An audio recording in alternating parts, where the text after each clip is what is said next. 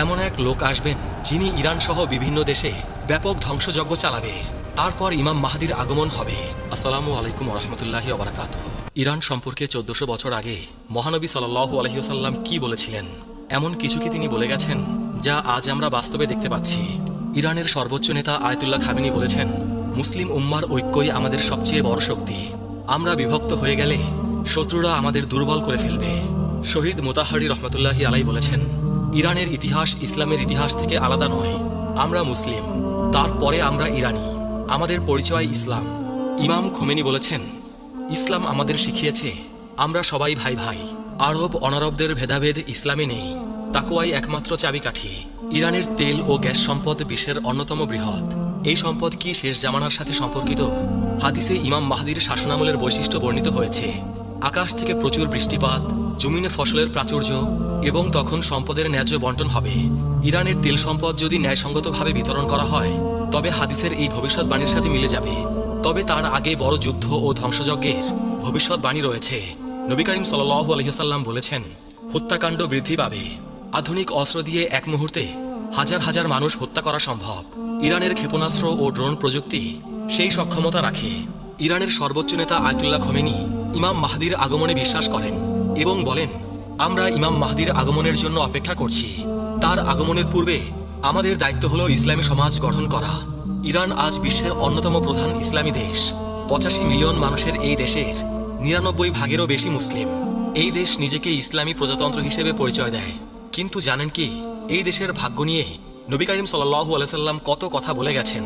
আল্লাহ রাসূল সাল্লাল্লাহু আলাইহি সাল্লাম ইরশাদ করেছেন, আমার উম্মতের একটি দল সর্বদা সত্যের ওপর প্রতিষ্ঠিত থাকবে।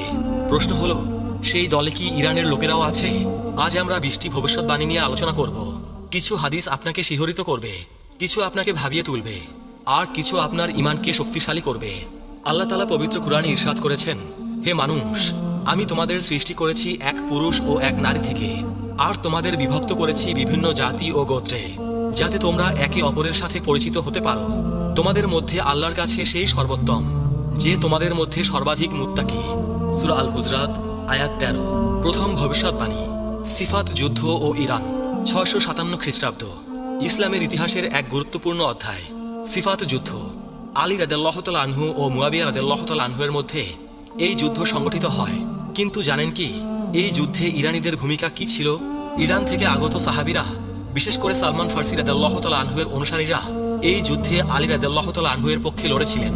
নবী করিম সাল্লাল্লাহু আলাইহি সাল্লাম বলে গিয়েছিলেন, এমন ফিতনা আসবে যাতে বসে থাকা ব্যক্তি দাঁড়ানো ব্যক্তির চেয়ে উত্তম হবে।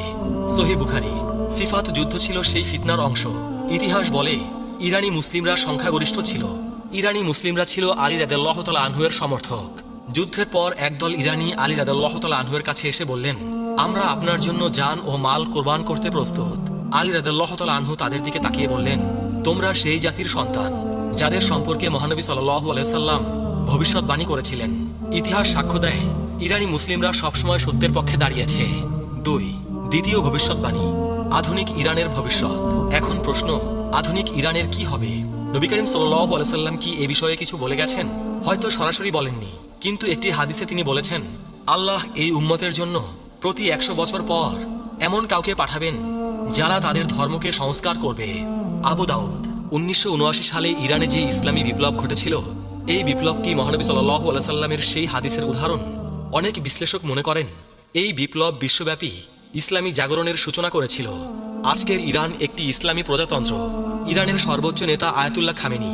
ইরানের পারমাণবিক কর্মসূচি আন্তর্জাতিক বিতর্কের কেন্দ্র। নবী করিম সাল্লাল্লাহু আলাইহি সাল্লাম আরও বলেছেন, শীঘ্রই বিভিন্ন জাতি তোমাদের বিরুদ্ধে একত্রিত হবে, যেমন খাদ্যের পাত্রের দিকে খাদকরা একত্রিত হয়। আবু দাউদ। ইরানের বিরুদ্ধে পাশ্চাত্যের নিষেধাজ্ঞা, ইসরায়েলের সাথে সংঘাত, এসব কি এই হাদিসের বাস্তবায়ন? এসব সম্ভবত এই হাদিসেরই বাস্তবায়ন।